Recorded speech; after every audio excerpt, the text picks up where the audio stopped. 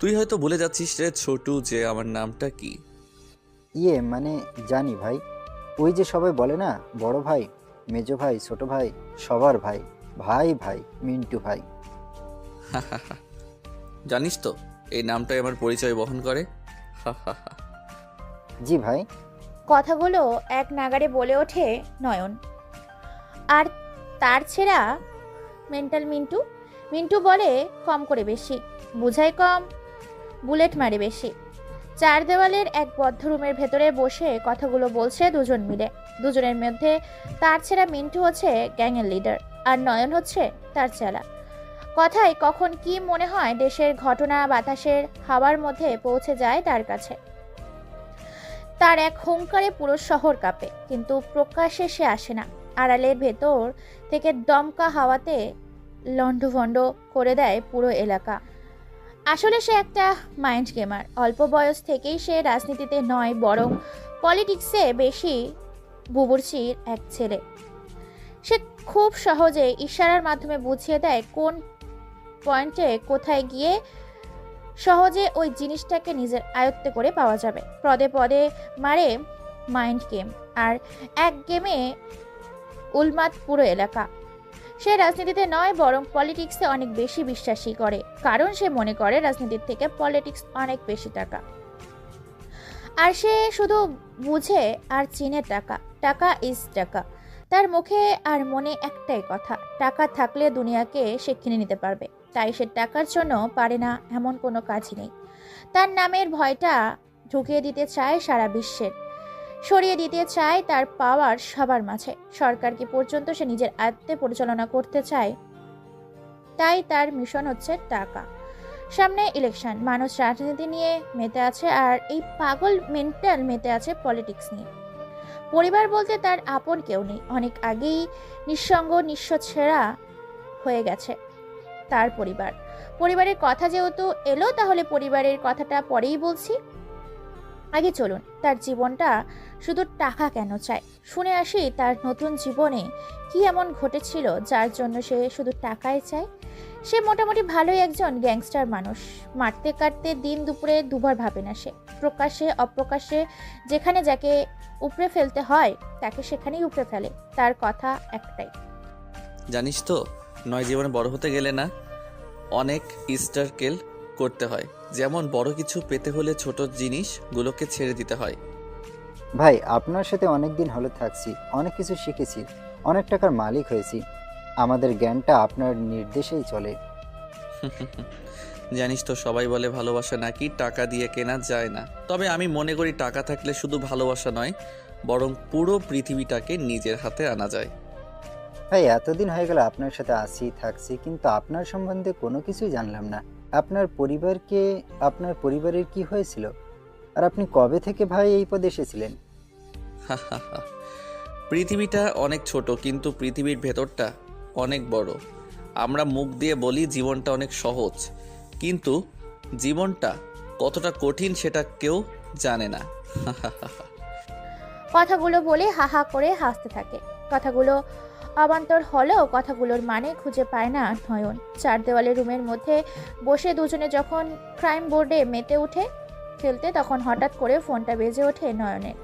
ফোনের ওপাশ থেকে ভাঙা গলায় মৃদু আওয়াজে একজন তরুণ যুবক বলে ওঠে, আসসালামু আলাইকুম ভাই। ওয়ালাইকুম আসসালাম। কিরে, কেমন আছিস তোরা? নতুন কোনো খবর পেলি?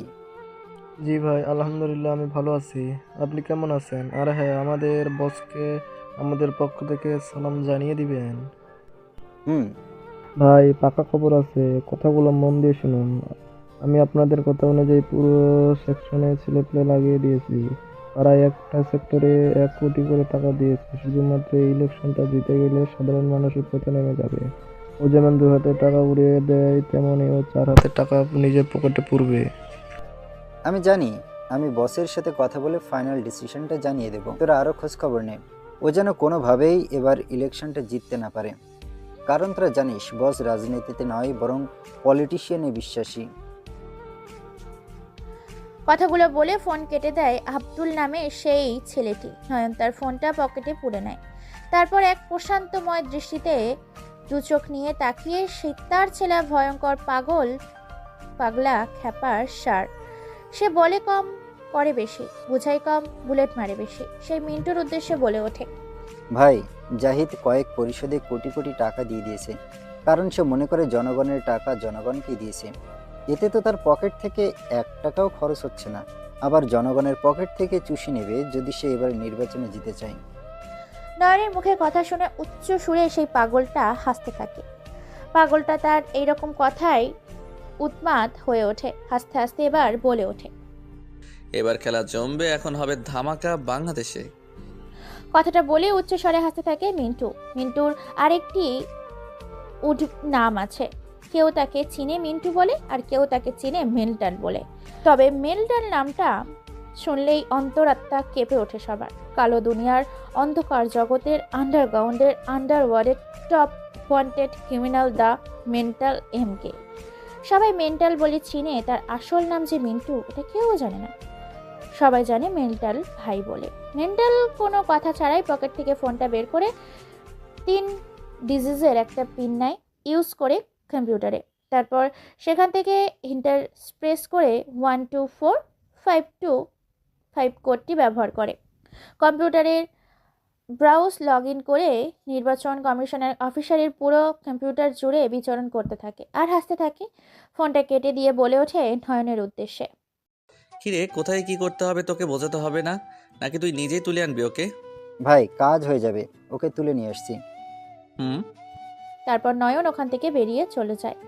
পরিত্যক্ত নিস্তব্ধ বাগান বাড়ির সেই পরিত্যক্ত বাড়ির ভেতর থেকে বেরিয়ে পড়ে অজানা এক আগন্তুকের রূপ অজানা গন্তব্যের উদ্দেশ্যে। এদিকে চারিদিকে ইলেকশনের সমাগম ছড়িয়ে গেছে চারিদিকে। এমনিতেই শীতের অন্ধকারে সাদা কুয়াশার সাথে ছেয়ে গেছে পরিবেশের রাতের অন্ধকারের অগোচরে বেরিয়েছে এক হায়না। সামনেই কিছুদিনের মধ্যেই সরকারি নির্বাচন। এর মধ্যে শহরে পড়ে গেছে তাণ্ডব। মানুষের অন্তরাত্মায় আজরাইলের চেয়েও ভয়ঙ্কর এক নাম ভয়ে ঢুকে গেছে, যে নামটা শুনে মানুষ ঘরের বাইরে বের হতে ভুলে যায়। বেশ কয়েকজন মিলে বাংলো নম্বর 44 সে বেশ ফুর্তি করছে। নর্তকীরা নাচছে আর এরা টাকা উড়াচ্ছে জনগণের সাথে। তারা বেশ কয়েকজনই মিলে হঠাৎ করে বাড়িটির সামনে এসে একটা দূর দূরান্তর বাইক এসে থামে।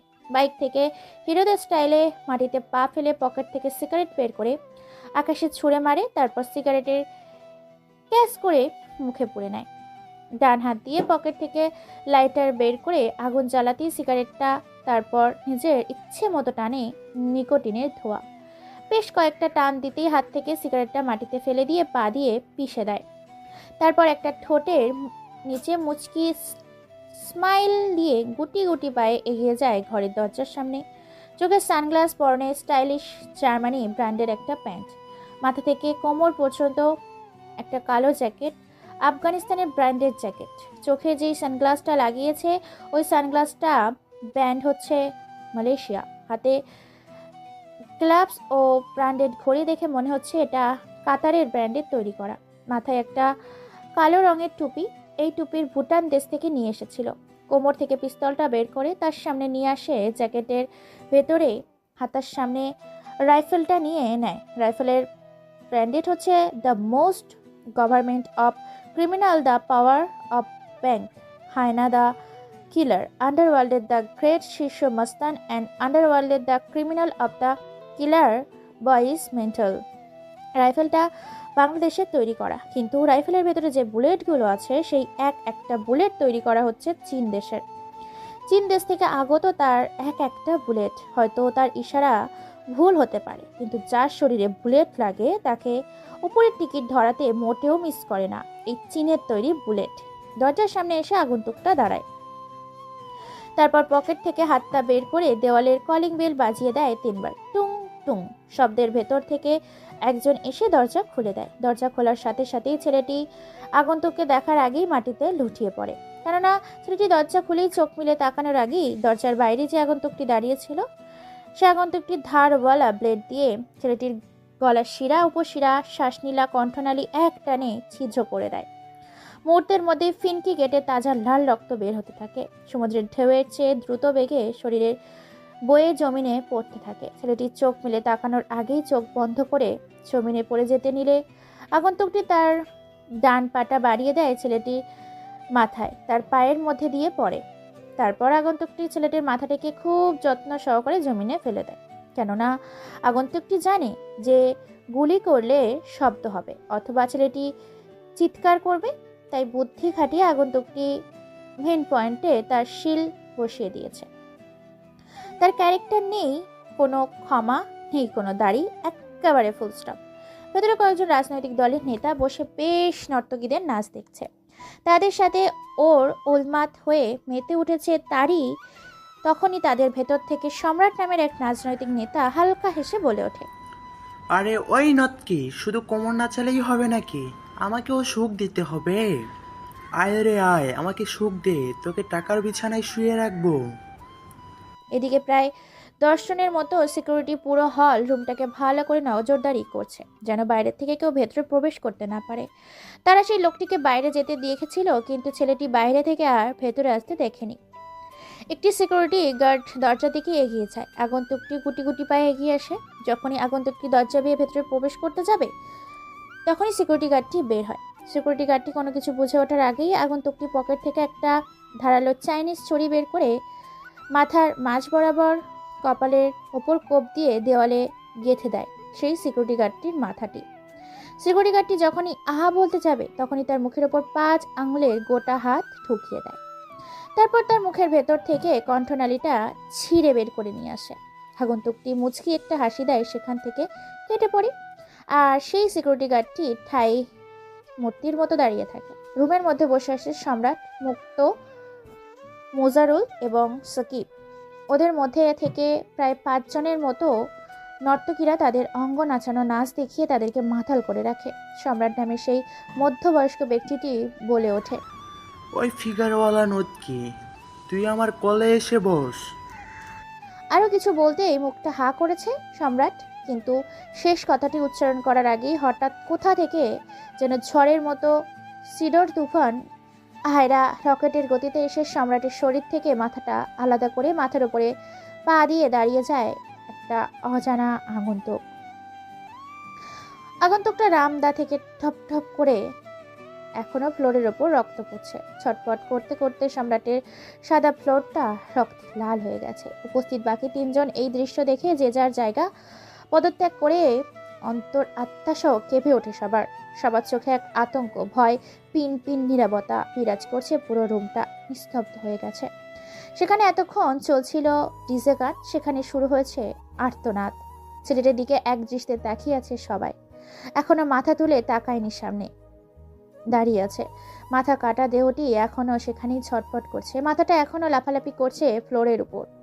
গলার শিরা উপশিরা কেটে যাওয়ার কারণে গলার মাঝখান দিয়ে যেমন গরু জবাই করলে ফিনকি দিয়ে ফুল করে রক্ত বের হতে থাকে, তার চেয়েও দ্রুত স্পিডে রক্তের স্রোত বইতে শুরু করে। তারপর চেয়ারটা নিজের দিকে টেনে নিয়ে পায়ের উপর পা দিয়ে বসে পড়ে। সবাই দেখে কুপোকাত, হ্যান্ডসাম, স্টাইলিশ একটা ছেলে তাদের 3 জনের সামনেই বসে আছে। কেউ কোনো কথা বলতে পারছে না। নর্তকীরা লুকিয়ে পড়েছে। তারা 3 জন হাঁ করে এক দৃষ্টিতে তাকিয়ে আছে যুবকটির দিকে। যুবকটি একটি হাসি দিয়ে বলে ওঠে, আমি শুনেছি এখানে একটা ডিল হতে চলেছে, প্রায় 300 কোটি টাকারও বেশি। আমি চাই এই 300 কোটি টাকা পুরো আমাকে দিয়ে দেওয়া হোক ট্যাক্স হিসেবে। আগন্তুকটা মুখে এরকম কথা শুনে উপস্থিত থাকা 3 জন যেন আগন্তুকটি এরকম কথা শুনে যেন যাত্রাপালার টিকিট কেটে ঢোকার কথা বলছে। তার এরকম কথায় উচ্চস্বরে হাসতে থাকে তারা 3 জনে। উপস্থিত থাকে 3 জনের মধ্যে থেকে সাকিব বলে ওঠে, কিরে খাঙ্কির পো, তুই কি বলিস? আমরা রাজনীতি করে জনগণের কাছ থেকে কোটি কোটি টাকা কামাবো এত কষ্ট করে, আর তোকে সেই টাকা দিব? আগন্তুকটি সাকিবের মুখে এরকম কথা শুনে তেমন কোনো রিয়াকশন দিল না। পকেট থেকে হালকা করে ব্ল্যাক কালারের সিগারেট বের করে লাইটার জ্বালিয়ে নিকোটিনের ধোঁয়াগুলো ছাড়তে থাকে। আকাশের দিকে তাকিয়ে মুচকি একটা হাসি দিয়ে সিগারেটটা হাতে নিয়ে কেউ কোনো কিছু না বুঝে ওঠার আগেই সাকিবের 2 চোখের মধ্যে জ্বলন্ত সিগারেটের নিকোটিনের সহ সিগারেটটা ঢুকিয়ে দেয় তার 2 চোখের মধ্যে। চোখগুলো মুহূর্তের মধ্যে ঝলসে গিয়ে কালো রঙে রূপান্তরিত হয়ে যায়, পুরো অন্ধ হয়ে যায়। যন্ত্রণায় ছটফট করতে থেকে সাকিব দৌড়াতে থাকে। এটা দেখে বাকি উপস্থিত থাকা আরো 2 জন, মুক্তা আর মোজাহারুল, ভয়ে জোড়া শুরু করেছে। সবাই উপরে বসে পড়ে। তারা দুজন কেউ কোনো কিছু বলতে পারে না। তারপর সাকিবের মুখের ভেতর থেকে হাত ঝুঁকিয়ে জিহ্বাটা বের করে নিয়ে আসে বাইরে। তারপর জ্বলন্ত সিগারেটের আগুন দিয়ে তার জিহ্বার মধ্যে ফোঁটা দিতে থাকে। মুহূর্তের মধ্যে জিহ্বাটা পুড়ে ফোসকা দিয়ে ছাই হয়ে যায়। জিহ্বার ভেতরে রাখতে পারছে না, বাইরেও রাখতে পারছে, শুধু বাইরে বাংলা কুত্তার মতো জিহ্বাটাকে বের করে রেখে ফ্লোরের সাথে ঘষতে থাকে সে।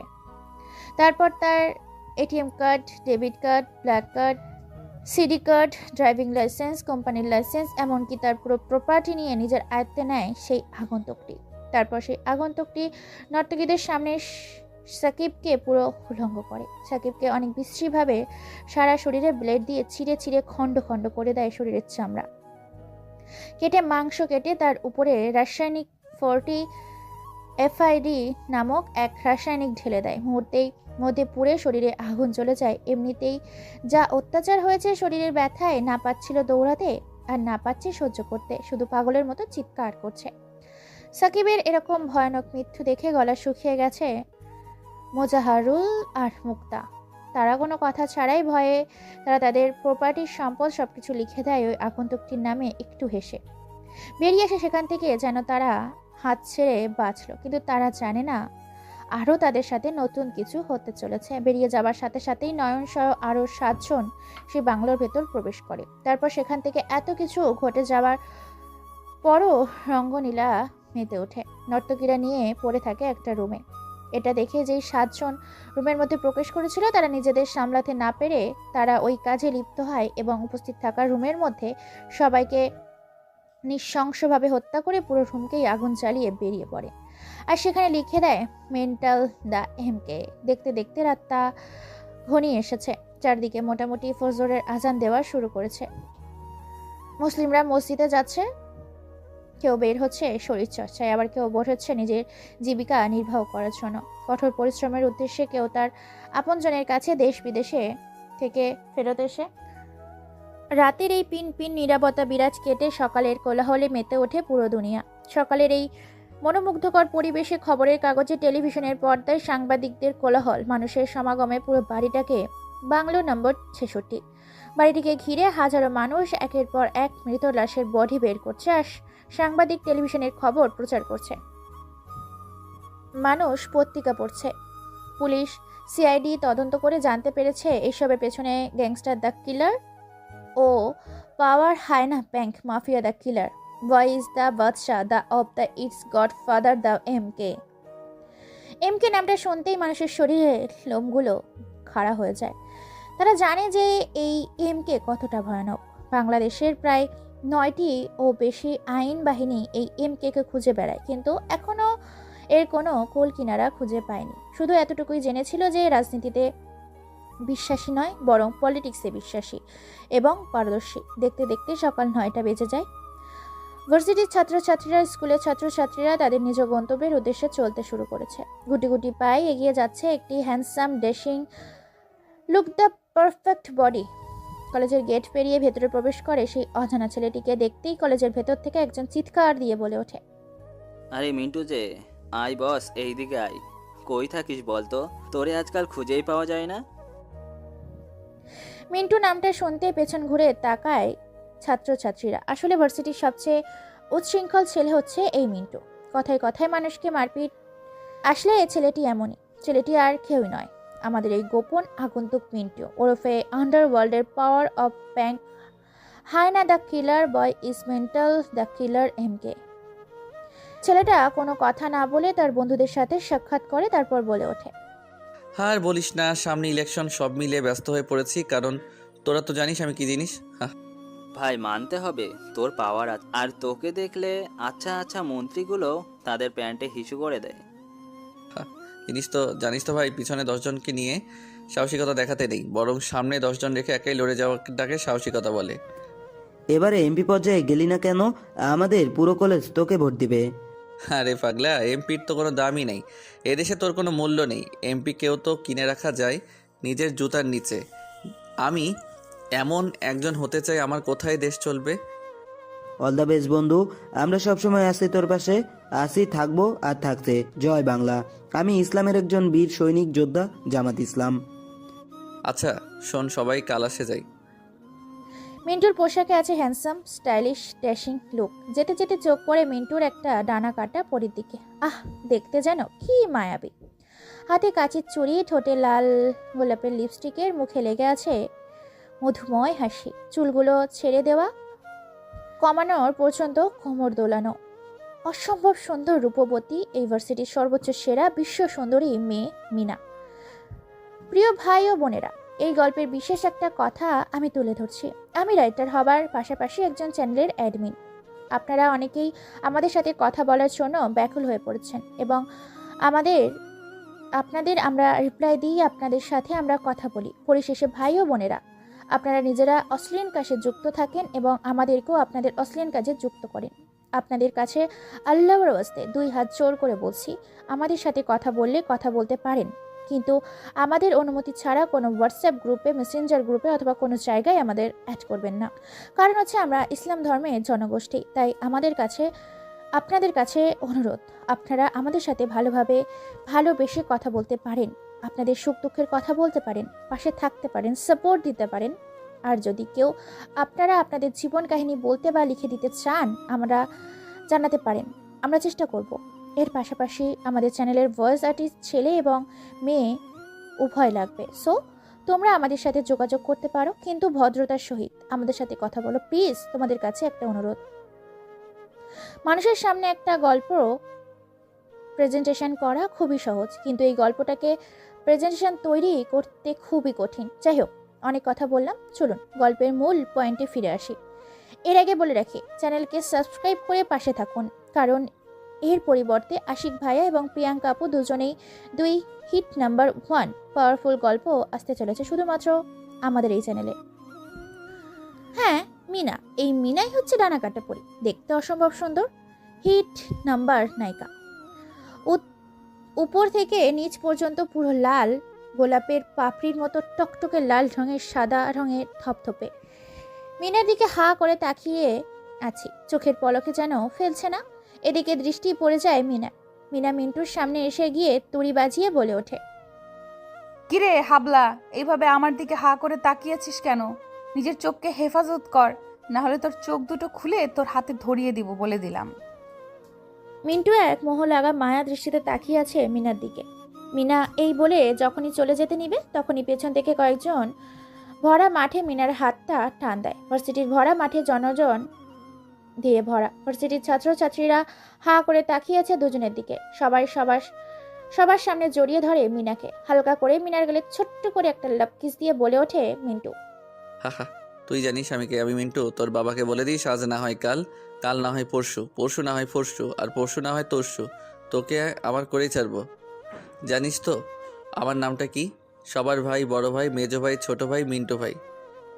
শালা, তোকে তো দেখে নিব আমি। তুই জানিস না আমার বাবা কতটা ভয়ঙ্কর, আর আমার ভাইয়া, তুই তো বিরোধী দলের ফাটি। তোর সাথে কোনোদিনই আমার বাবা বিয়ে দিবে না। সো আমার পেছনে না ঘুরে কোনো রাস্তার ভিখারির মেয়েকে গিয়ে বিয়ে করে নে, এটাই তোর ভালো হবে। ওকে, সুন্দর একটা ছন্দ তোকে বলি, ফাঁকা কলসি বাজে বেশি, শুধু গলা ফাটালেই চলে না, মাইন্ড গেমও লাগে। তোকে তো আর কোনো কথা না বলে মিনার ঠোঁটে আলতো করে একটা লিপ কিস করে তার বন্ধুদের নিয়ে নিজের ক্লাসের উদ্দেশ্যে বেরিয়ে পড়ে মিন্টু। আপনারা ভাবছেন কি হচ্ছে এখানে? শেষ পর্যন্ত গল্পের সাথে থাকুন, ভেরি ইন্টারেস্টিং একটা গল্প নিয়ে আসছি আপনাদের সামনে আজকে। মিনা কোনো কথা না বলে মুচকি একটা হাসি দিয়ে সেখান থেকে বেরিয়ে পড়ে।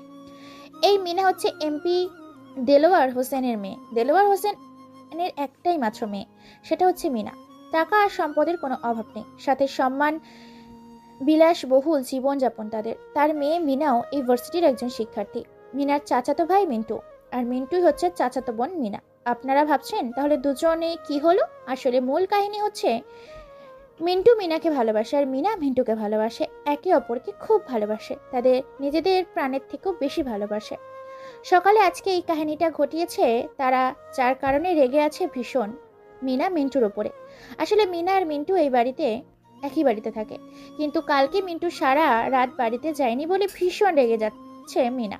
কারণ সে সারা রাত মিন্টুকে জড়িয়ে ঘুমাতে পারেনি, তাই তার মাথা ভীষণ গরম আছে তার প্রতি।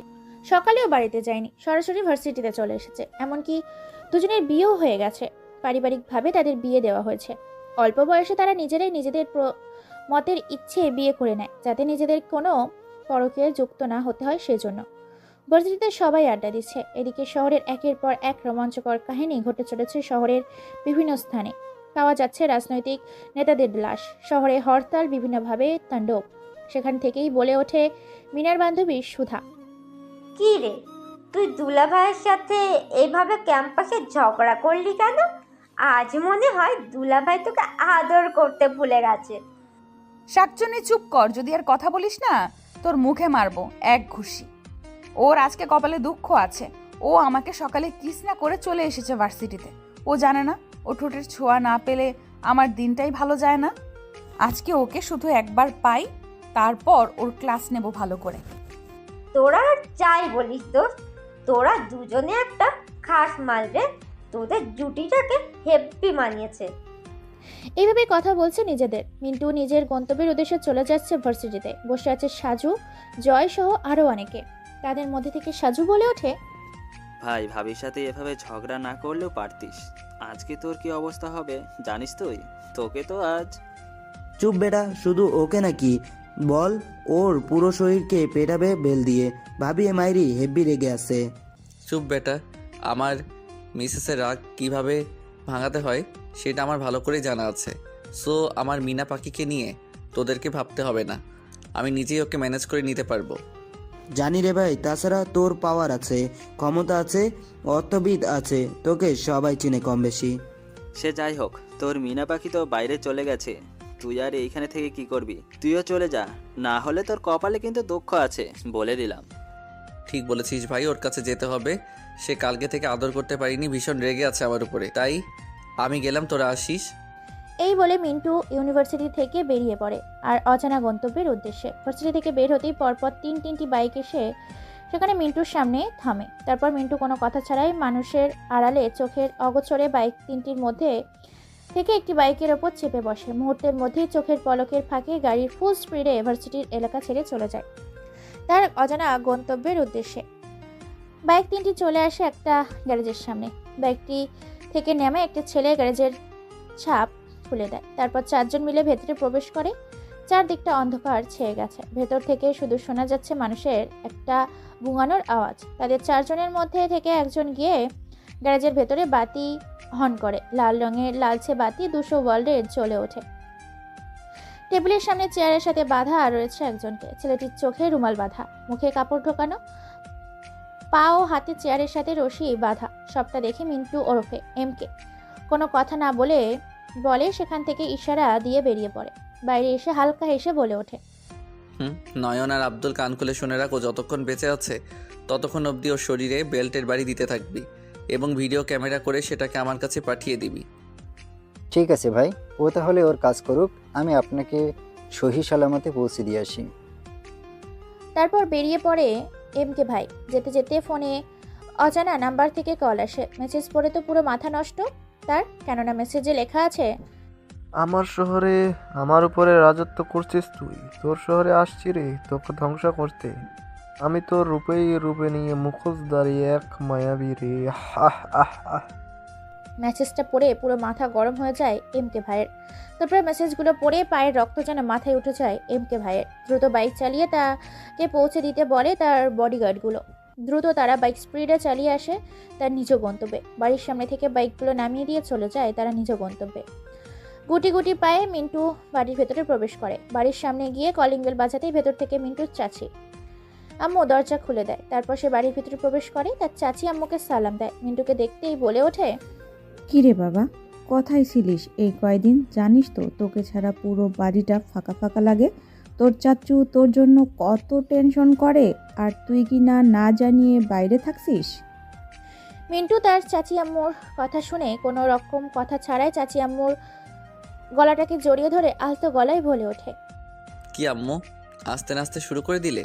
আমি জানি যে তোমরা আমার জন্য কত টেনশন করো, আর বাবাইকে তো বলে দিয়েছি যেন আমার জন্য টেনশন না করে। হয়েছে, আর ন্যাকামো করতে হবে না, যা ফ্রেশ হয়ে আয়, আমি তোর জন্য খাবার রেডি করছি।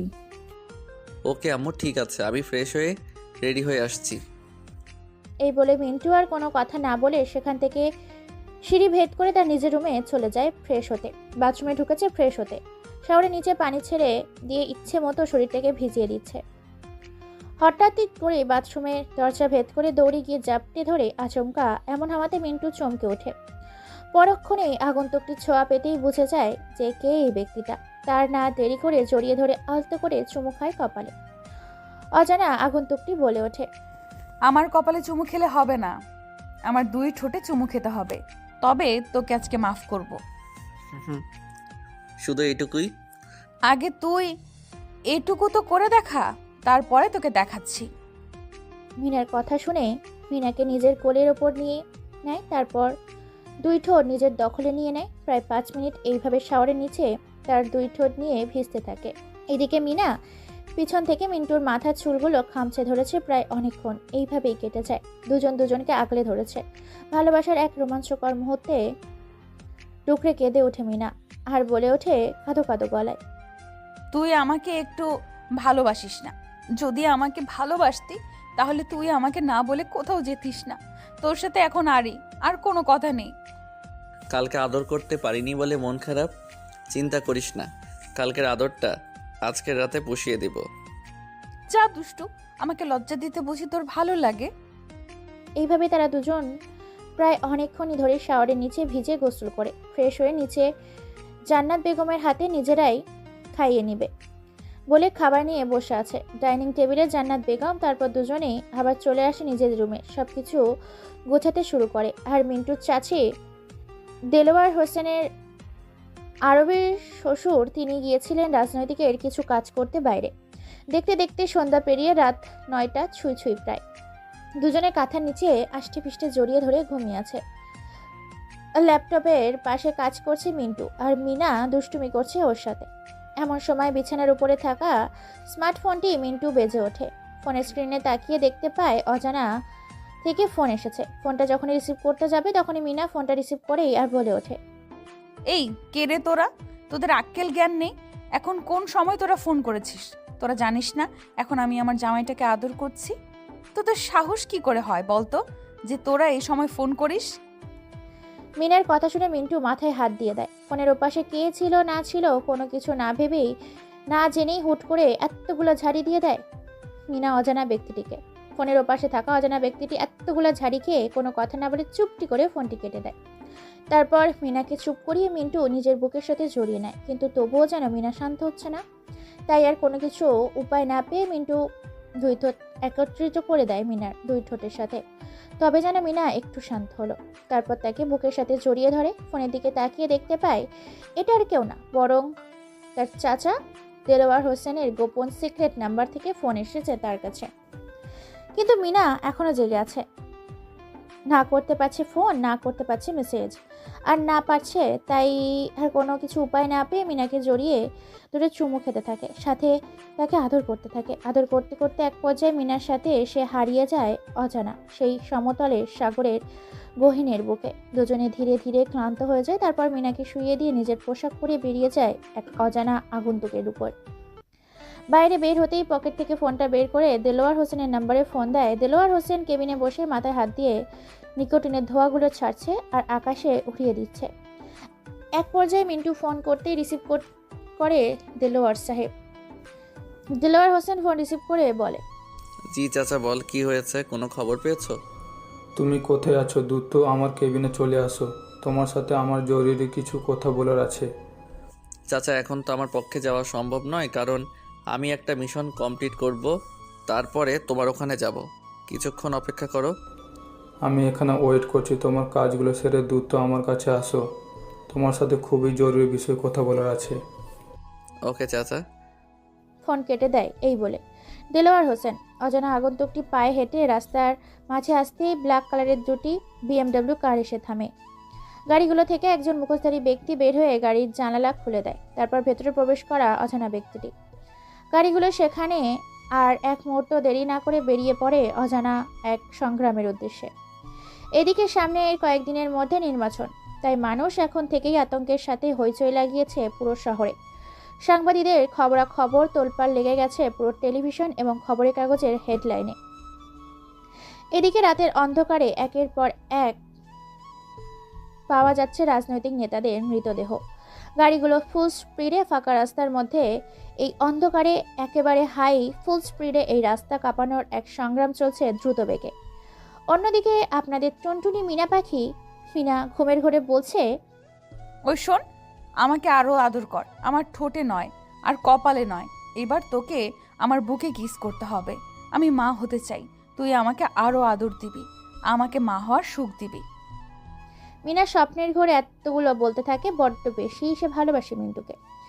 গাড়ি দুটো এসে বাংলো নাম্বার 245 নম্বর বাড়িতে এসে থামে।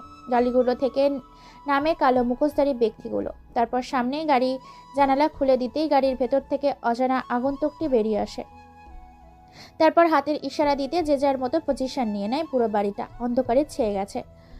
দরজার মেন গেটে সাইলেন্সার বন্দুক থেকে গুলি চালিয়ে দরজা ভেঙে ভিতরে প্রবেশ করতেই পেছন থেকে হঠাৎ করে কেউ একজন আগন্তুককে অজানা এক ব্যক্তি পেছন থেকে মাথায় আঘাত করে। মুহূর্তের মধ্যে সেই অজানা আগন্তুকটি মাটিতে লুটিয়ে পড়ে। পেছনে থাকা অজানা ব্যক্তিটি ওই আগন্তুকটিকে ফ্লোর থেকে উঠিয়ে চেয়ারের সাথে বেঁধে ফেলে। তারপর কোনো কিছু বুঝতে না পেরে আগন্তুকটি অজানা ব্যক্তিটি হঠাৎ করে এক ভয়ঙ্কর হাসিতে মেতে ওঠে পুরো রুমটা। হঠাৎ করে মরিচ বাতির চাকচিকে চাক মতো বাটিতে জ্বলে ওঠে। আস্তে আস্তে পুরো রুমটা যেন মনোমুগ্ধকর হয়ে ওঠে। হঠাৎ করে সেই অজানা ব্যক্তিটির গম্ভীর গলার কণ্ঠ শুনতে পেয়ে যায়। কি রে, আমাকে মারতে এসেছিস? তোর এত ক্ষমতা, তোর এত শক্তি, তুই আমার রাজ্যে এসে আমাকে ধ্বংস করতে এসেছিস? জানিস তো, সিংহের গলার সিংহ থাকলে যদি সিংহের জঙ্গলে কেউ প্রবেশ করে তাহলে বেঁচে ফিরতে পারে না। কথাগুলো বলে পুরো রুমটায় আলোয় আলোকিত হয়ে যায়। মিটমিট করে চোখ খুলছে আগন্তুকটি। সেই অজানা ব্যক্তিটিকে দেখার জন্য চোখগুলো সামনে খুলে একেবারেই অবাক, কেননা তার সামনে সে স্বয়ং তহিদুল ইসলাম দাঁড়িয়ে আছে, যে কিনা ইন্টারন্যাশনাল পজিশন, দ্য রাজনৈতিক businessman, the most industrialist Tohidul Islam. Tohidul ইসলামকে দেখে হেমকে বলে ওঠে, তুই আমাকে মেরেছিস? ইয়েস, আমি মেরেছি তোকে। তুই ভাবলি কি করে তুই আমাকে হুমকি দিয়ে আমাকে আমার সিংহাসন থেকে সরিয়ে দিবি? তোর মতো কত পলিটিশিয়ানকে আমি জমিন থেকে উপরে পাঠিয়ে দিয়েছি, আর তুই কোন জঙ্গলের আগাছা? তোকে উপরে ফেলতে দুবার ভাবতে হয় না। তহিদুলের মুখে এরকম কথা শুনে মিন্টু তো অবাক, কেননা যার খেয়ে যার পরে সিন্ডিকেট চাঁদাবাজি করছিল সেই তহিদুলই নাকি বাঁশ মেরেছে এমকের পেছনে। আরো কিছু বলতে যাবে তার আগেই তহিদুল বলে ওঠে, তুই করিস পলিটিশিয়ানের বিজনেস আর আমি করি রাজনীতিতে বিজনেস। এটাই আমাদের মধ্যে পার্থক্য। জানিস তো, বড় কিছু পেতে গেলে ছোটদেরকে কেটে ফেলতে হয়। তহিদুলের মুখে এরকম কথা শুনে কি বলবে, কোনো কিছুই বুঝতে পারে না। তবুও ঠোঁটের নিচে এক মুচকি হাসি দিয়ে এমকে বলে ওঠে, তুই মারবি আমাকে আর আসমান জমিন এক হয়ে যাবে, তবুও এই এমকের শরীর থেকে এক ফোঁটা রক্ত ঝরাতে পারবি না তোরা। তোরা ঘুঘু দেখেছিস, ঘুঘুর ফাঁদ দেখিসনি। তোরা ঝড় দেখেছিস, ঝড় কিভাবে আসে তা দেখিসনি। তাই এই এমকে কি জিনিস তোরা এখনো বুঝতে পারিসনি। এমকের মুখে এরকম কথা শুনে এবার তহিদুল হেপ্পি গরম হয়ে যায়। যার কোনো কথা ছাড়াই পরপর বেশ কয়েকটা থাপ্পড় মারে এমকের গালে। কোনো কথা না বলে মুচকি একটা হাসি দেয় আর বলে ওঠে, আমার খেয়ে আমায় পড়ে আমার গায়ে হাত তুলছিস? হা হা হা। তহিদুল আর কিছু বলতে যাবে তার আগেই হঠাৎ করে কোত্থেকে যেন ঝড়ের বেগে চারদিক থেকে বুলেটের তুফান আসতে শুরু করে। এই বদ্ধ অন্ধকার ঘরের ভেতর চারদিকটা শুধু গুলির আওয়াজ শোনা যায়। হঠাৎ করে দরজা জানলা ভেঙে প্রবেশ করে প্রায় 8 থেকে 10 জনের মতো কালো পোশাকের মুখোশধারী কয়েকজন ব্যক্তি, যাদেরকে দেখে হাত থেকে পড়ে যায় তহিদুলের বন্দুকটি। তহিদুল আর চোখে তাকায় এমকের দিকে। এমকে উচ্চ স্বরে হাসতে থাকে। চেয়ার থেকে হিরোদের স্টাইলে উঠে গলার মাঝ বরাবর শ্বাসনালীতে মারে এক লাথি। প্রায় কয়েক ফুট দূরে গিয়ে ছিটকে পড়ে তহিদুল। আব্দুল নয়ন এসে হেমকের হাতে বাঁধনও পায়ের বাঁধন খুলে দেয়। নয়নের হাতে থেকে রূপার তৈরি 3 কোনিয়া চাইনিজ কুড়ালটা নিয়ে একের পর এক কলা গাছের মতো কাটতে থাকে রুমের মধ্যে উপস্থিত থাকা তার দরের ছেলেদেরকে। কারো গলায় তো কারোর পায়ে, কারোর পায়ে তো কারোর কপালে, কারোর কপালে তো কারোর পেটে, পেটে তো বুকে। একের পর এক রূপার তৈরি কুড়ালটা দিয়ে মুহূর্তের মধ্যে পুরো রুমটাকে গোরস্থানের শ্মশান বানিয়ে ফেলেছে। এই এমকে আবার বলে ওঠে, প্রশ্ন নয়, তুই তো জানিস আমি কি জিনিস, তাই কোনো কথা নয়। হামিদুল সাহেব ও তার পরিবারকে নৃশংসভাবে কে হত্যা করেছে, তুই ও কি তাদের সাথে জড়িত ছিলি? মৃত্যুর আগে সত্য কথাটা বলে যা। ভাই আমি তো অত সব জানি না, তবে আমি জানতাম যে আপনার বাবা মাকে মারা হয়েছে। আমি এই বিষয়ের সবটা জানতাম, তবে এর পেছনে আরও অনেকজন আছে। আপনার বাবা অনেক বড় একজন রাজনীতিবিদ ছিলেন। তিনি কখনো অন্যায় করতে চাননি বলে তাকে বিপরীত দলের রাজনীতিবিদগুলো নৃশংসভাবে হত্যা করেছে কোনো এক ডিলের কারণে। আর কোনো কথা বলতে না দিয়ে পকেটের ভেতর থেকে একটা ব্লেড বের করে গলার শ্বাসনালীর উপর চালিয়ে দেয় ব্লেডটি এমকে। তারপর নিজের রাগটাকে নিজের কন্ট্রোলে আনার জন্য পুরো শরীরে ব্লেডের আঘাত দিতে থাকে। এক পর্যায়ে পুরো শরীর চিরে খণ্ড খণ্ড করে ফেলে তহিদুলের। তবুও যেন নিজের মধ্যে রাগটা কন্ট্রোল হচ্ছে না। তারপর কুড়াল দিয়ে আঘাত করতে থাকে। এক পর্যায়ে বন্দুক হাতে নিয়ে বন্দুকের ভেতরে যতগুলো গুলি ছিল প্রত্যেকটা গুলি তার বুকের ওপর চালায়। তারপর সে শান্তি পায়। হঠাৎ করে চাচার ফোন পেতে সে সেখান থেকে বেরিয়ে যায়। লাশগুলোকে গুম করে দিতে বলে। হ্যাঁ, মিস্টার হামিদুল সাহেব হচ্ছেন একজন মন্ত্রী। তিনি বাংলাদেশ সেনার দেশের এক অন্যতম নীতিবান রাজনৈতিক নেতা ছিলেন। অনেকের রাজনৈতিক দলের কিছু অবৈধ নেতা কাজের জন্য আহ্বান করে এবং সত্যের পথে থাকার জন্য হামিদুল সাহেব কোনোভাবেই তাদের সাথে ডিল করতে রাজি হয় না বলে তার পুরো পরিবারকে নৃশংসভাবে হত্যা করে এবং হামিদুল সাহেবের ছেলে হচ্ছে হেমকে। তারপর তাদেরকে নৃশংসভাবে সেখানে মেরে তার দল লাশগুলোকে গুম করে দিতে বলে। সেখান থেকে বেরিয়ে যায় এমকে তার চাচার উদ্দেশ্যে। এদিকে দেলোয়ার হোসেন নিজের অফিসে বসে কাজ করছে, তখনই বাইরে থেকে বলে ওঠে, ভিতরে আসতে পারি? এমকের গলার আওয়াজ শুনতে পেয়ে রুমের ভেতর থেকে চেয়ারের উপর বসে থাকা দেলোয়ার হোসেন বলে ওঠে, ভেতরে আসো, তোমার সাথে খুবই গুরুত্বপূর্ণ কিছু আমার বিষয়ে কথা বলতে হবে। তুমি চেয়ারের উপরে বসে পড়ো। জি আব্বু, বলো তোমার কি বলার আছে। দেখো বাবা, তোমাদের বিয়ের অনেক দিন হয়েছে, আমি আর কোনো কথা শুনতে চাই না। আমি এখন আমার নাতি নাতনি চাই, কারণ অনেক তো বয়স হলো, আর রাজনীতি করতে চাই না। ঠিক আছে, তো বলো তোমার কি চাই চাচু। দেখ বাবা, মূল বিষয় হচ্ছে তোকে আমি কিছু গুরুত্বপূর্ণ কথা বলতে চাই, আর সেগুলো তুমি মনোযোগ দিয়ে শোনো। তোমার বাবা আর মা কোনোদিন অন্যায়ের সাথে অপচয় করেনি, আমিও করিনি, আর তুইও করবি না। চাচু তোমার কি হয়েছে বলো তো, এসব কেন বলছো তুমি? দেখ বাবা, তুই তো জানিস যে তোর বাবা মাকে খুন করা হয়েছে, আর তোর বাবা মাকে বিশিষ্ট কোটিপতি ও বিজনেসম্যান এবং ইন্ডাস্ট্রিজের মূল মাথা এবং রাজনৈতিক নেতা আজমত হোসেন এবং সামত হোসেন করেছে। এই দুইজন তোর বাবা মাকে নৃশংসভাবে হত্যা করেছে। কথাগুলো শুনে এমকের মাথা গরম হয়ে যায়। কোনো কিছু আর না বলে চুপটি করে হাত পাগুলো মুষ্টিবদ্ধ করে ফেলে। চোখগুলো লাল রক্তবরণ ধারণ করেছে, পুরো চেহারার প্রতিচ্ছবি চেঞ্জ হয়ে গেছে। তারপরও নিজের রাগটাকে কন্ট্রোল করে বলে ওঠে, বর্তমান তাদের কোথায় পাবো এবং তাদের ডেরাগুলো কোথায় কোথায় আছে? এমকের কথা শুনে চোখ থেকে দুফোঁটা পানি গড়িয়ে পড়ে দেলোয়ার হোসেনের। নিজের আপন ভাই ও ভাবির মৃত্যুর কথা আজকে তার ছেলের সামনে বলছে। একদিকে ভাইয়ের ছেলের সম্পর্কে ভাতিজা, অন্য দিক দিয়ে মেয়ের জামাই। চোখের পানিগুলো মুছে এমকের দিকে তাকিয়ে মুচকি হাসি দিয়ে বলে ওঠে, দেখ বাবা, ওরা বর্তমান কেউ দেশে থাকে না, সবাই দেশে বাইরে থাকে। ওদের এক একটা পজিশন আছে, ওদের অনেক পাওয়ার, অনেক ক্ষমতা দেশের সরকার ও তাদের হাতে। তারপর তারা মুখোশ পড়ে থাকে সমাজের সামনে, তারা বিশাল দয়ালু এবং প্রভাবশালী, কিন্তু তলে তলে ওরা দেশের শত্রু। চাচার মুখে এরকম কথা শুনে কিছুক্ষণের জন্য থেমে যায় এমকে। ওইদিকে মিনা একের পর একা বিছানায় শুয়ে শুয়ে ঘুমাচ্ছে। পুরো বাড়ি ফাঁকা। দেখতে দেখতে রাত প্রায় 10টা পার হয়ে 11টা বেজে গেছে। চারিদিক দিয়ে শীতের কুয়াশার সাদা রঙের আবরণে ঢেকে গেছে পুরো এলাকা শীতের কুয়াশাতে। এমকে আবার বলে ওঠে তার চাচার উদ্দেশ্যে, চাচা আপনার দায়িত্ব আমাকে সত্যিটা। এমকের কথা শুনে দেলোয়ার হোসেন ফোনের দিকে তাকিয়ে আবার বলতে শুরু করে, এই নাও তাদের সবার ছবি।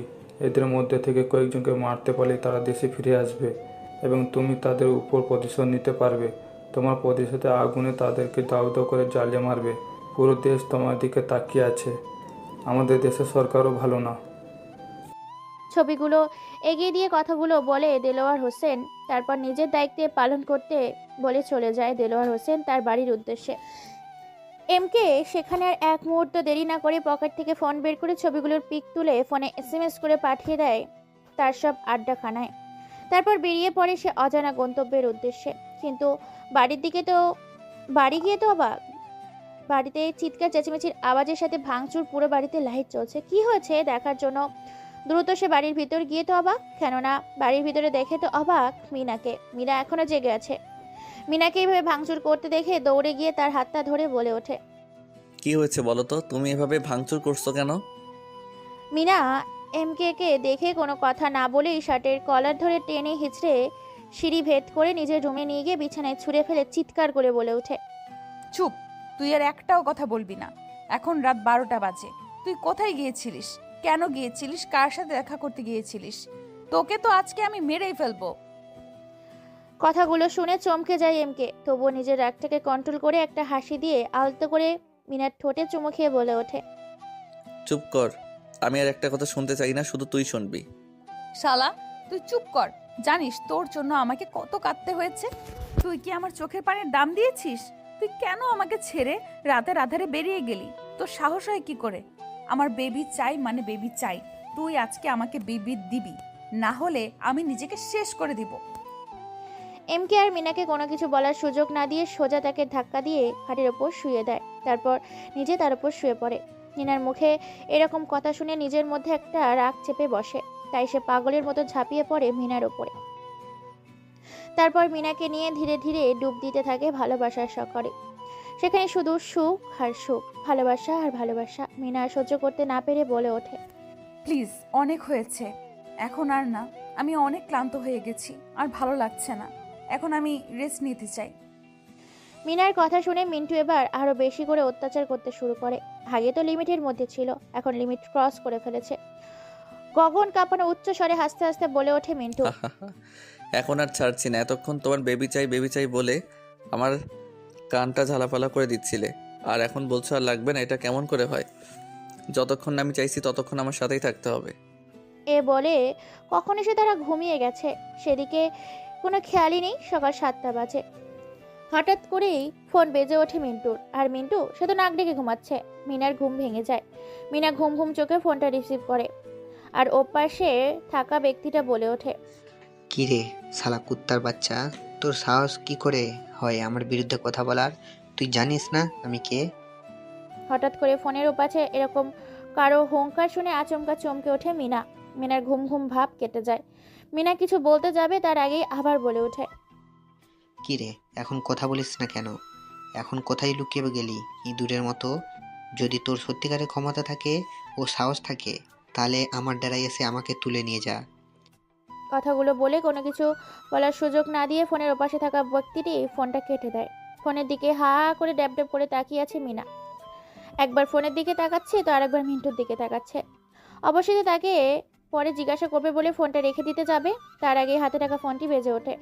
ফোনটা রিসিভ করতেই ফোনের ওপাশে থেকে আবার কেউ একজন বলে ওঠে, হ্যালো ভাই, আপনি বর্তমান কোথায় আছেন? ওদের দলের 4 জনকে আমরা তুলে এনেছি। শালাগুলো আপনার সম্বন্ধে অনেক বাজে বাজে কথা বলছে। কি করব বলেন? একেবারে দুনিয়া থেকে সরিয়ে দেব নাকি আপনার জন্য রেখে দেব? কথাগুলো শুনে মিনা তো চমকে যায়। কি বলছে ফোনের ওপাশে থাকা ব্যক্তিরা? আপনারা ভাবছেন মিনা তো জানে যে তার রাজনীতি করে এসব করতে পারে, কিন্তু মিন্টু যে রাজনীতি করে ঠিকই, কিন্তু মিন্টুর আসল পরিচয় যে এমকে সেটা তো কেউই জানে না।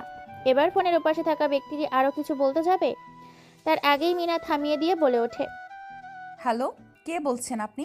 কাকে ফোন দিয়েছেন? আর কি সব মেরে ফেলবেন বলছেন? আপনি এই নম্বর কোথায় পেলেন? আর আপনি কাকে ফোন দিয়েছেন বলুন তো, না হলে এখন আমি পুলিশকে জানাতে সব কিছু বাধ্য হব। ফোনের পাশে থাকা নয়ন নামের ছেলেটি মিনার গলা শুনতে পেয়ে দ্রুত ফোন কেটে দেয়, যেন সে হাত ছেড়ে বেঁচে এমন ভাবতে পারেনি যে ওর ভাইয়ের বদলে ওর মিনা ফোনটা ধরবে। দ্রুত ফোনটা বন্ধ করে দেয়, কিন্তু ফোনটা বারবার বন্ধ দেখাচ্ছে। অবশেষে আর সহ্য করতে না পেরে বিছানা থেকে এমকে জোরপূর্বকভাবে তুলে উঠিয়ে রাগী কণ্ঠে বলে ওঠে, এসব কি হচ্ছে মিন্টু? বারবার তোমার ফোন আসছে, আর যতবার ফোন রিসিভ করি ততবারই কেউ তোমাকে ভাই বলে, আবার কেউ তোমাকে হুমকি দেয়, কেউ তোমার পারমিশন নিয়ে কাউকে মারতে চায়, আবার কেউ তোমাকে তার নিজের ডেরায় গিয়ে মারতে বলে, আর না হলে সে তোমাকে মারবে। এসব কি হচ্ছে? তুমি আসলে কি করো? কে তুমি বলো তো? মিনার মুখে এরকম কথা শুনে ঘুম উড়ে যায় মিন্টু। একবার ফোনের দিকে তো আরেকবার মিনার দিকে। সে কি বলবে কোনো কিছুই ভেবে পায় না। তবুও আমতামতা করতে করতে বলার আগেই কথা খুঁজে পাচ্ছে না। অবশেষে মাথা চুলকাতে চুলকাতে বলে ওঠে, আরে তুমিও না পাগল হয়েছো? ওরা আমার বন্ধুরা তোমার সাথে হয়তো ঠাট্টা করছে। শালাগুলোকে কালকে কলেজে গিয়ে আচ্ছা মতো ধোলাই দিব। একদম চুপ। আমাকে একদম মিথ্যা কথা বলবি না।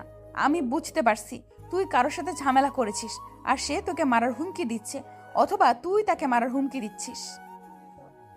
মিনার কথা শুনে মিন্টু হকচকিয়ে ওঠে। কি বলবে, বলার ভাষা খুঁজে পায় না। অবশেষে বুদ্ধি খাটিয়ে মিন্টু একটা ভালো প্ল্যান বের করে। হাবার ডুব দেয় মিনাকে জড়িয়ে নিয়ে বিছানার মধ্যে ভালোবাসার সাগরে। মিনা ছাড়ানোর চেষ্টা করছে, কিন্তু মিন্টু তাকে ছাড়ছে না। অবশেষে মিনা নিজেকে কন্ট্রোল করতে না পেরে আবার হারিয়ে যায় তাদের মধ্যে এক নতুন ভালোবাসার সুখ বিনিময়ের মুহূর্তে। এর মধ্যেই ফোন চেক করতে দেখতে পাই নয়ন ফোন করেছিল। নয়নকে মেসেজ দিয়ে বলে যা বলার লাগে, আর একটি ফোন নাম্বার দেয়। এই ফোনের নাম্বারটিকে ট্র্যাক করতে বলে, কারণ এই ফোন নাম্বারকে চিনে না বলে এই নাম্বারটা ট্র্যাক করতে বলে। সাথে এটাও বলে দেয় যে এই নাম্বার থেকে তাকে মারার হুমকি এসেছিল। ফোনে কি কথা হয়েছে তার সকল রকম কথাবার্তা বের করতে বলে। নয়ন এবং আব্দুলকে পই পই করে মেসেজে একটা কথাই বলে, বারবার উল্লেখ করে তাদের সেন্ড করে। অন্যদিকে তার মেসেজ পাওয়ার সাথে সাথে কাজে লেগে পড়ে। যে চারজনকে তুলে এনেছিল তাদেরকে গোডাউনের ভিতর বেঁধে রেখে এক পর্যায়ে দুজনেই ক্লান্ত হয়ে গেলে একসাথে ওয়াশরুমে গিয়ে গোসল করে বেরিয়ে আসে। তারপর ডাইনিং টেবিলে খাওয়া দাওয়া করে মিন্টু বেরিয়ে যায় তার কাজের উদ্দেশ্যে, আর মিনা চলে যায় তার বান্ধবী বিপাশার সঙ্গে কথা বলতে। কিছুক্ষণের মধ্যে গাড়ি নিয়ে পৌঁছে যায় মানুষের সমাগম ও ভিড়ে এক জনশূন্য এলাকায়, কালো দুনিয়ার অন্ধকার জগতে, সেই পুরনো গোডাউনের ভেতরে। চারজনের সামনে রাখা হয়েছে জ্বলন্ত কাঠের আগুন, সাথে পেট্রোল। এমকে এই সিদ্ধান্ত নিয়েছে আজকের মৃত্যুটা তাদের এতটাই ভয়ানক হবে যে 50,000 বছরের ঐতিহাসিক অত্যাচারের থেকেও ভয়ঙ্কর এই অত্যাচার হবে। এমকে গোডাউনের ভেতরে এসেছে দেখে নয়ন এবং আব্দুল পেছন থেকে একটা চেয়ার এনে দেয়। পকেট থেকে লাইটার এবং সিগারেট বের করে সিগারেটের ধোঁয়াগুলো উড়িয়ে দিতে থাকে তাদের মুখের দিকে। সিগারেটের গন্ধে চারজন খক খক করে খেসে ওঠে। কোনো কিছু বলার আগেই এমকের হাতে থাকা সিগারেটটা দিয়ে তাদের মুখের ভিতর থেকে জিহ্বাটা বের করে আনে। সিগারেটের আগুন দিয়ে জিহ্বার কয়েকটা জায়গায় পুড়িয়ে দেয়। চারটে ছেলে যেন গলা কাটা মুরগির মতো ছটফট করতে থাকে। কুকুরের মতো জিহ্বা বের করে চোখের পানি অঝরে ফেলতে থাকে। ওদের এরকম অবস্থা দেখে এমকের মাথা পুরো গরম হয়েছে, কেননা তারা শুধু চোখের পানি ফেলছে কিন্তু চিৎকার করছে না। এটা এমকে সহ্য হচ্ছে না। তার চিৎকার শুনতে ভালো লাগে, সেজন্য তার হাতে থাকা সিগারেট দিয়ে তাদের চারজনের ঠোঁটের উপর আবার পুড়িয়ে দেয়। এবার যেন হাতিকে যেমন চাম্বুক মারা হয় তার হাতির বিকট আওয়াজ চিৎকার করে, তার থেকেও যেন ভয়ঙ্কর চিৎকার দেয়। এই চারজন তাদের চিৎকার শুনে উচ্চ স্বরে হাসতে থাকে। এমকে হাসতে হাসতে বলে ওঠে এমকে, হা হা হা, এখন ঠিক আছে, তোদের এই চিৎকারটাই শোনার জন্য আমি অপেক্ষা করছিলাম। ছেলেগুলো আরো আত্মনত শোনার জন্য সে চারজন ছেলের দু পায়ের ফাঁকের মাঝখানে অনেক বিশ্রীভাবে সিগারেট দিয়ে অত্যাচার করতে থাকে। সেই চারটা ছেলে যেন পাগলা কুত্তার মতো ছটফট করতে থাকে। অবশেষে কথা বলতে আর পারে না, জিহ্বাটা বের করে মাথাটা নিচু করে দিয়ে চোখের পানিগুলো টপ টপ করে ফেলছে। কথা বলতে গিয়েও যে কথা বলতে পারে না, কেননা তার আগেই যে চারজনের জিহ্বাটা পুড়িয়ে দিয়েছে সিগারেটের আগুন দিয়ে।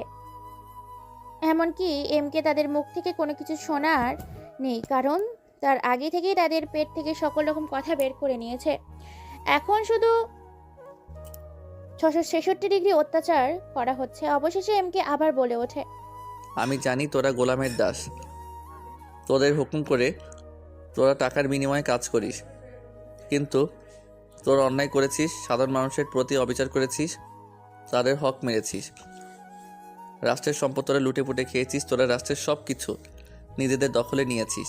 এই জন্য তোদের মরতে তো হবে, কারণ সাধারণ মানুষের পাশে থাকতে গেলে তোদের মতো ওর আজকেলদের পৃথিবী থেকে সরিয়ে দিতে হবে।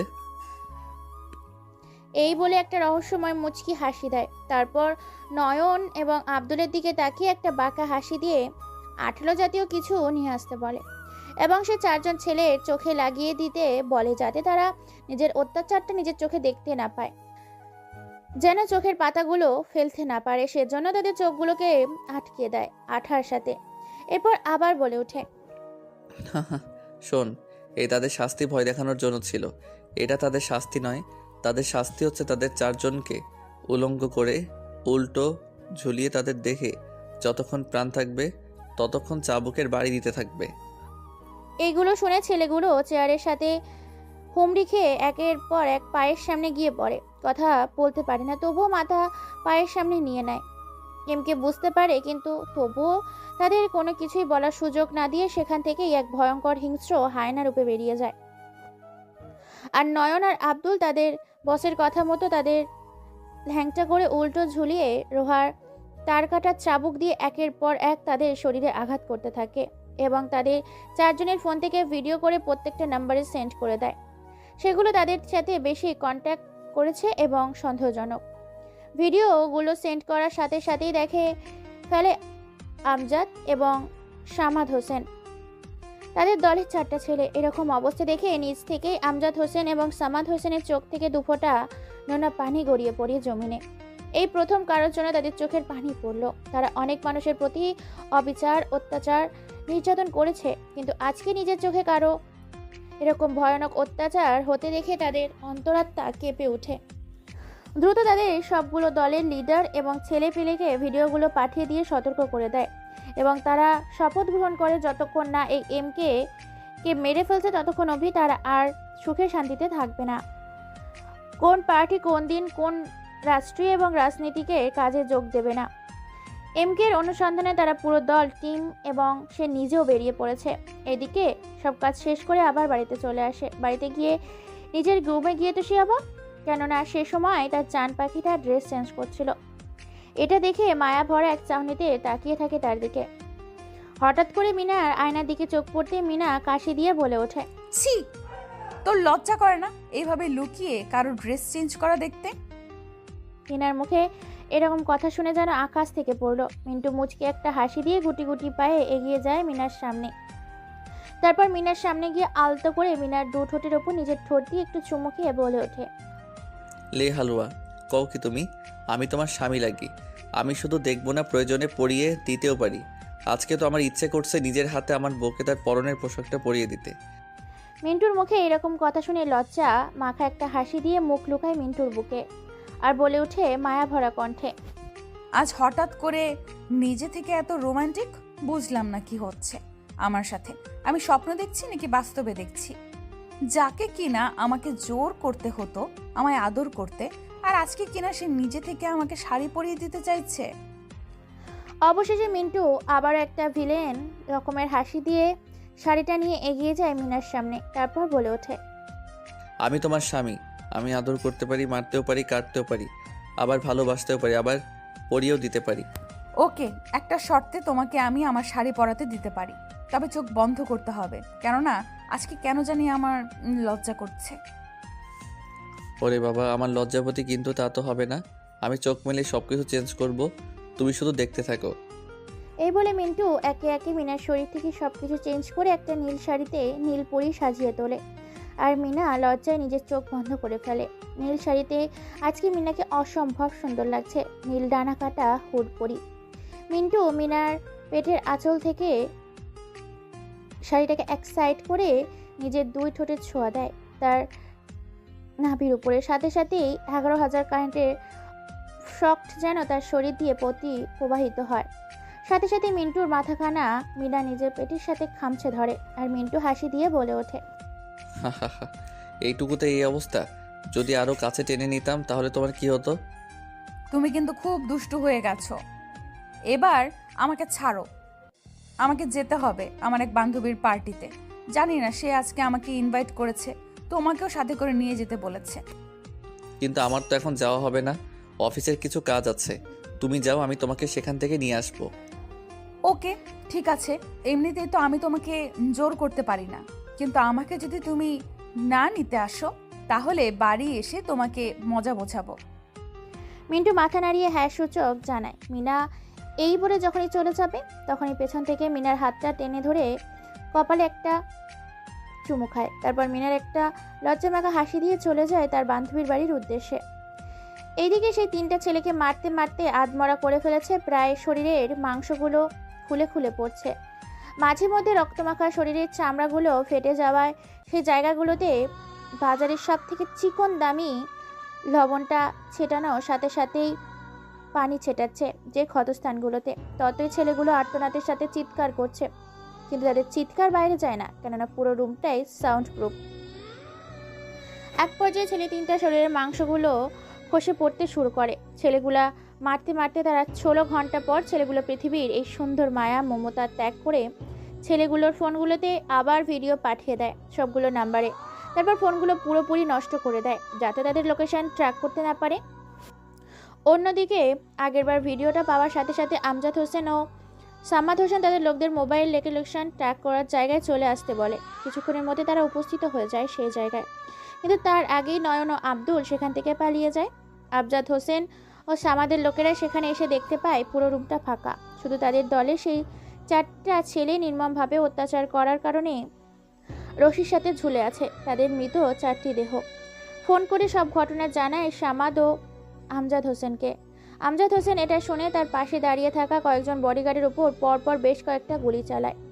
বডিগার্ডগুলো সেখানে কলা গাছের মতো শুয়ে পড়ে, সামনে থাকা কাচের গ্লাসটি ভেঙে ফেলে। আমজাদ হোসেন ও সামাদ হোসেনের এইরকম রাগ দেখে পাশে থাকা কয়েকজন বডিগার্ড তাদের শান্ত হতে বলে। এবার মাঠে নিজেরাই নামবে বলে সিদ্ধান্ত নেয়। আমজাদ হোসেন বলে ওঠে সামাদ হোসেনকে, তারপর দুজনে বেরিয়ে পড়ে এমকে দুনিয়া থেকে সরিয়ে দেবে বলে। এদিকে মিনা তার বান্ধবীদের সাথে পার্টিতে গেছে তার ওই বান্ধবীর বাড়িতে। কোনোভাবে কোনো এক নেটওয়ার্কের মাধ্যমে সব খবর পেয়ে যায় আমজাদ হোসেন ও সামাদ হোসেনের লোকেরা। এক অজানা ব্যক্তিকে ফোন করে বলে দেয় সামাদ হোসেনকে, বস আমি এমকে স্যারের কিছু পিক পাঠাচ্ছি ও তার ওয়াইফের, তবে একটা সত্যি পুরো 500 কোটি টাকা দিতে হবে আমাকে, এবং বাংলাদেশের একটা রাজ্য আমাকে দিয়ে দিতে হবে, যেটাতে শুধু আমার কথাই পুরো দেশ চলবে। আরে চুপ বেটা বাঘের বাচ্চা, তুই শুধু 500 কোটি কেন, আমার ও সমাদ হোসেনের পুরো সম্পত্তি চাইলে তোকে দিয়ে দিতাম। তোকে শুধু টাকা দিয়ে চিন্তা করতে হবে না, তুই শুধু পিকগুলো আমাদের পাঠা এবং তার বর্তমান ঠিকানা আমাদের পাঠা, তোকে টাকা দিয়ে পুরো ভরিয়ে দেব। এই বলে ফোনের ওপাশে থাকা অজানা ব্যক্তিটি ফোন কেটে দিয়ে অট্ট হাসিতে মেতে ওঠে। কিছুক্ষণের মধ্যে সামাদ ও আমজাদ হোসেনের মোবাইলে সেই দুজনের লোকেশন চলে আসে। দ্রুত আমজাদ হোসেন এবং সামাদ হোসেন লোকেশন অনুযায়ী চলে যায় তাদের তুলে আনতে। এদিকে ফোনে সেই অজানা ব্যক্তিটি ছিল এমকের কাছের লোক আব্দুল। সে টাকার বিনিময়ে তাদের পুরো খবর দিয়ে দেয়, আর এটার পেছন থেকে শুনে নেয় নয়ন। নয়ন এটা জানার পরে সাথে সাথেই আব্দুলকে সেখানে গুলি করে হত্যা করে এবং দ্রুত সব ঘটনা এমকে জানায়। এমকে সবটা জানতে পেরে দ্রুত মিনার কাছে রওনা দেয় তার সাঙ্গপাঙ্গ ধরে। আজকে কেন জানি না কাছের রাস্তাটাও এত দূরের লাগছে।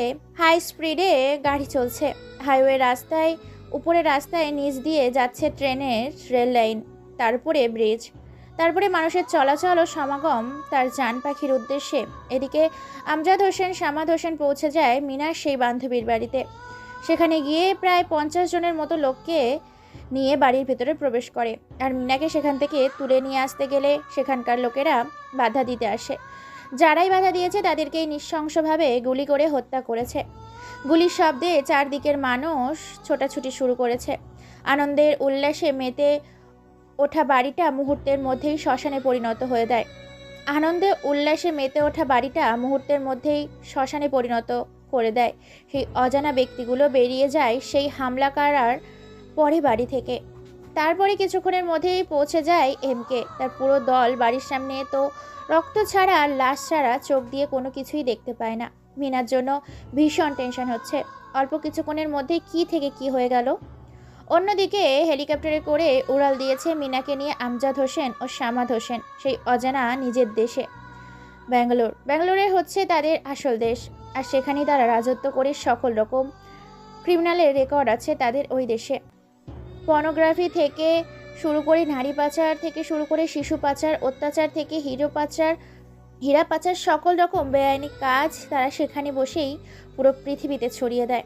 হেলিকপ্টারে উড়ালের সাথে সাথেই ফোন দেয় আবার এমকের নাম্বারে, কিন্তু ফোন বেজে চলেছে এমকে। ফোনের দিকে কোনো হুঁশ নেই। সে দ্রুত গাড়ি নিয়ে ছুটছে তার অজানা গন্তব্যের উদ্দেশ্যে, তার ভালোবাসার জান পাখিটা রক্ষা করার পেছনে। আকাশে দুইটা হেলিকপ্টার, হাজারো জনগণ দেখে আছে। আকাশের দিকে তাকিয়ে আছে হেলিকপ্টারগুলোর দিকে। আমজাদ হোসেন হুঙ্কার দিয়ে বলে ওঠে এমকে। কিরে শালা হালার পো, কোথায় আছিস তুই? তোর জান পাখিকে তুলে এনেছি আমরা। এলাকায় বাঙ্গালোরের তোর সাথে খেলা হবে সেখানেই। সবেমাত্র তোর কাছে 1 সপ্তাহ আছে, পারলে খুঁজে বের করে দেখা। তুই তো ভুলে গেছিস যে আমি কে।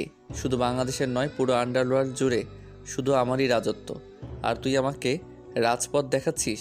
শুনে রাখ, রাজ্যটা আমার ছিল, আমারই আছে। রাজা আমি ছিলাম, আমি থাকবো। আর রাজ্য আমার ছিল, আমারই হবে। আমি আসি তোর শহরে তোর জীবন কবজ করতে।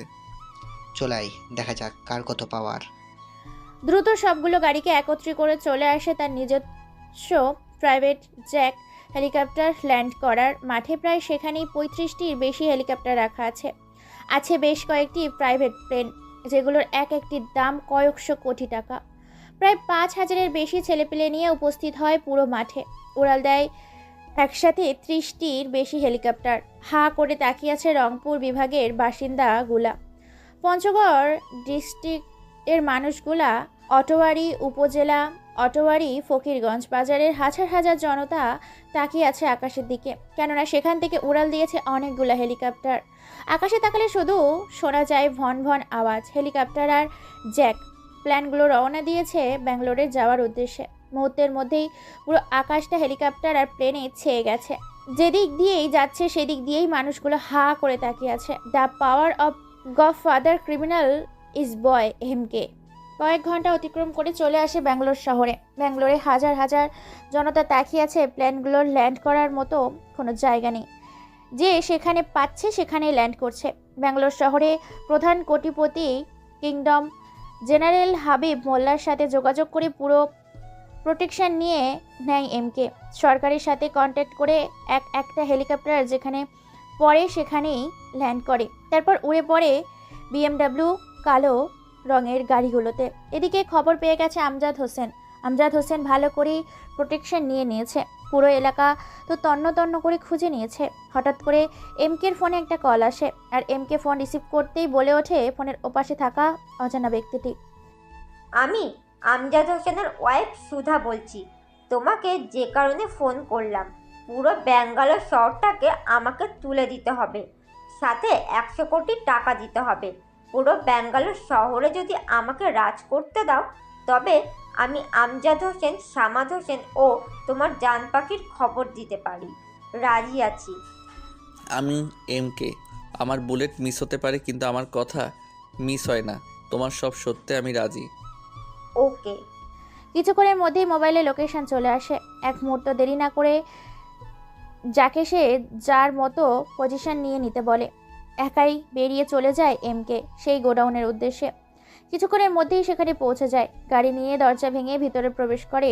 সেখানে গিয়ে দেখতে পায় মিনার শরীরে নাজেহাল অবস্থা।